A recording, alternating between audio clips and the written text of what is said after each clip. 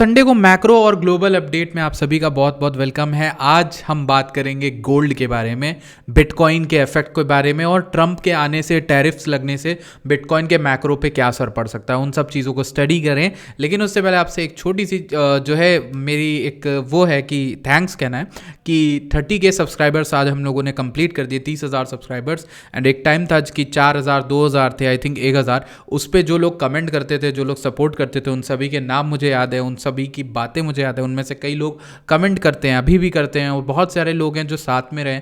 तो thank you so much for everything. और इस 30K को 100K ले जाने का सपना है इस ईयर हमारा। सो मैं मेहनत करता रहूँगा, इसी तरह से आप लोग को जो है देता रहूँगा। जो भी चीज़ मुझे मिलती है, जो वर्ल्ड को एट द एंड हमें देना ही है, हम जो चीज़ सीखते हैं उसे हमें वापस भी देना होता है। सो बात करते हैं कल की कॉल के बारे में, बात कर लेते हैं। चूंकि मैं बात डिस्कस करता हूँ हर वीडियो में प्रो ट्रेडर्स की, तो प्रो ट्रेडर्स में एक कॉल डाली थी ये वाली, एंड दिस कॉल का टारगेट था 97,800। इसकी एंट्री हुई थी 96K के अराउंड। ठीक, ये थी हमारी एरिया।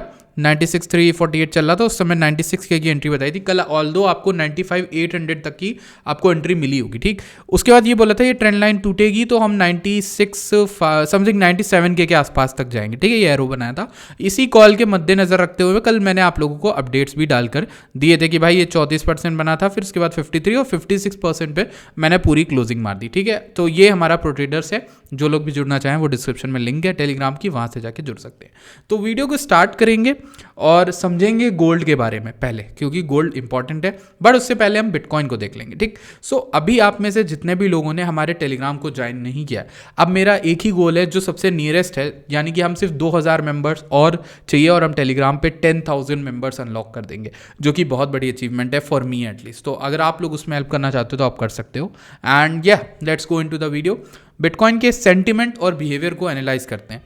सबसे पहले इस जगह पर मैंने आप लोग को एक चीज़ बताई थी, एंड दैट वाज कि कल पोस्ट भी करिए, टेलीग्राम पे पढ़ा मिल जाएगा। लो दिखाई देता हूँ, यहाँ डाला था ये वाला पोस्ट। इसमें सेंटिमेंट समझाया, इसमें आपको ये बताया करंट सेंटिमेंट नेगेटिव हो रहा है, फंडिंग भी नेगेटिव है, फियर एंड ग्रीड इंडेक्स भी नीचे है। तो बिटकॉइन में इस चक्कर में मैं शॉर्ट्स इंक्रीज हो रहे हैं, इस चक्कर में मैं मेरी जो लॉन्ग थी वो मैंने रखी हुई थी।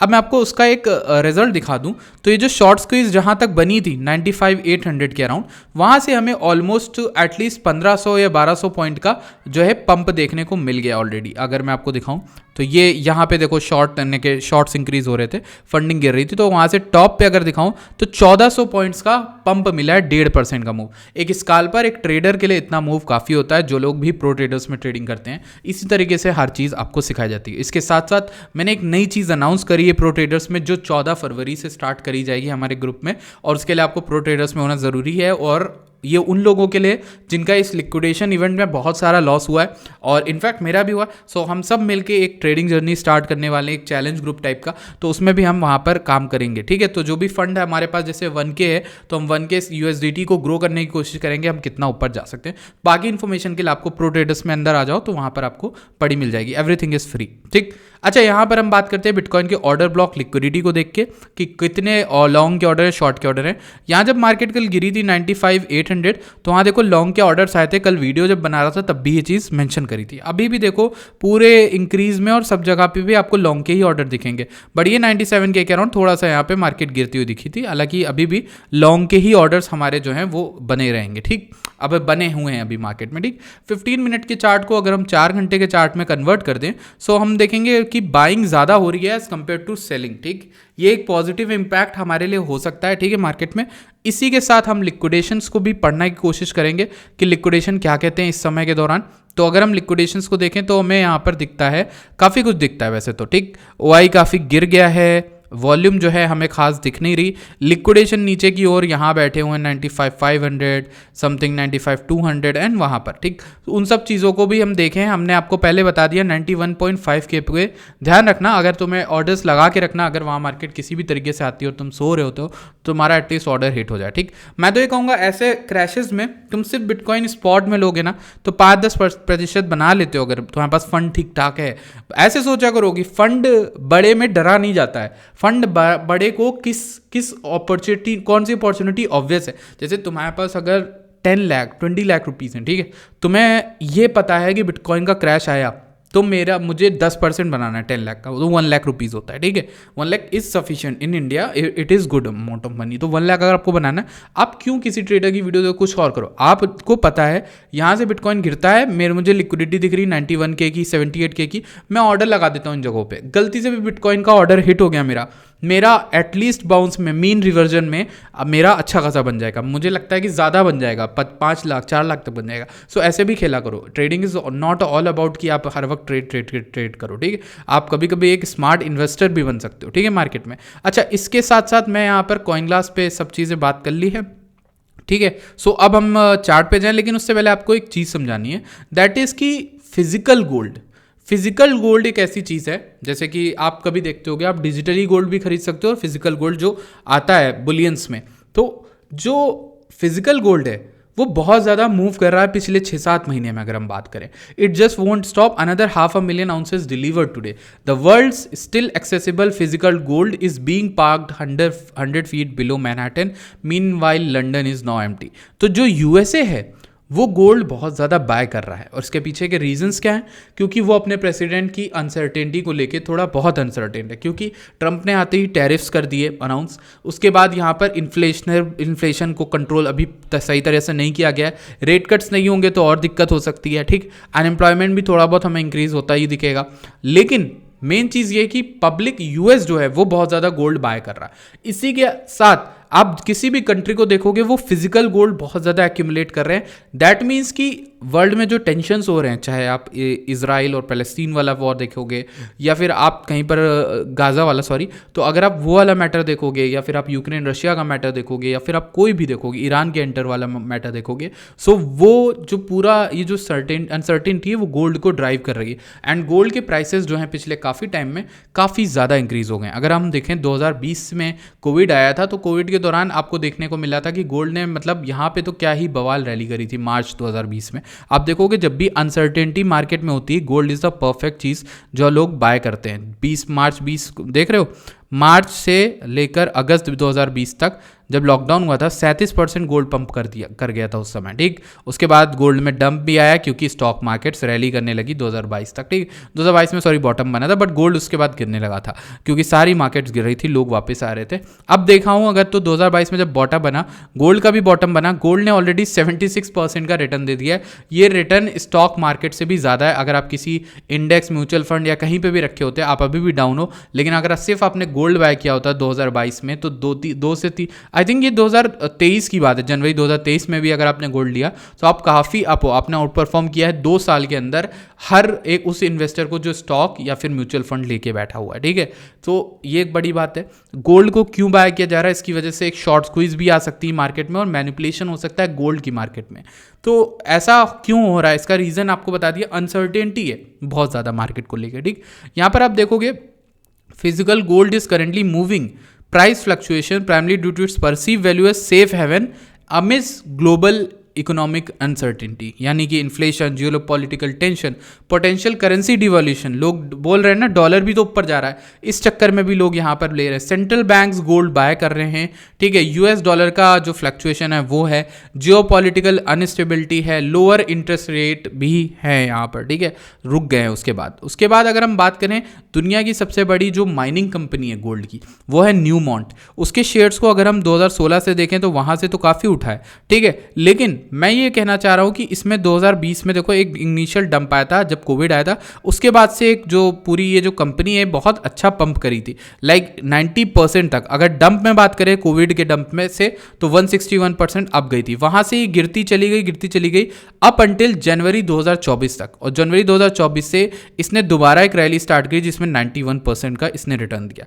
तो गोल्ड को माइन करने वाली कंपनीज को आप देख सकते हो अपने पोर्टफोलियो में। अगर आप कोई इन्वेस्टर हो, स्टॉक मार्केट में इन्वेस्ट कर सकते हो, तो आप अगर देखोगे तो एक मैक्रो गोल्डन पॉकेट के अराउंड है। ये पूरा एरिया बहुत ही इंटरेस्टिंग है इसमें बाय करने का, क्योंकि एक टाइम पे 85 पे था और अभी आपको $30 वैसे तो सपोर्ट सबसे बेस्ट था, लेकिन वो सपोर्ट अभी आपको नहीं मिल रहा है। अगर मिलता है तो आप वहाँ पे भी बाइंग कर सकते हो। ये एक माइनिंग कंपनी है न्यूमॉन्ट। अगर आप जानना चाहते हो कि अगर आपको इंडिया में भी इन्वेस्ट करना है तो इंडिया में जो कंपनी है वो है डेक्कन गोल्ड माइंस, ठीक है। इनमें भी आप देख सकते हो कि इनमें एक अच्छी अपॉर्चुनिटी ये है कि ये जुलाई 2024 के बाद से गिर रहे हैं, ठीक है, करेक्शन कर चुके हैं ठीक ठाक। तो ये जो करेक्शन आ रहा है इस कंपनी में वो एक अच्छी अपॉर्चुनिटी लाकर दे सकता है। ऑलमोस्ट 40% ये कंपनी गिर चुकी है। सो इसका जो करेक्शन है ना, ये करेक्शन एक अपॉर्चुनिटी लाकर देता है कि भाई हम यहाँ पर इसको एक्युमुलेट कर सकते हैं, बिकॉज गोल्ड इज रनिंग और अभी तो टेंशन स्टार्ट हुई हैं, अभी एंड नहीं हो जाएंगी इतनी जल्दी। तो अब ऐसे में बिटकॉइन को क्या इफेक्ट होगा उसके बारे में भी हम बात करेंगे। तो पहले तो हम बिटकॉइन के छोटे टाइम फ्रेम में बात करते हैं।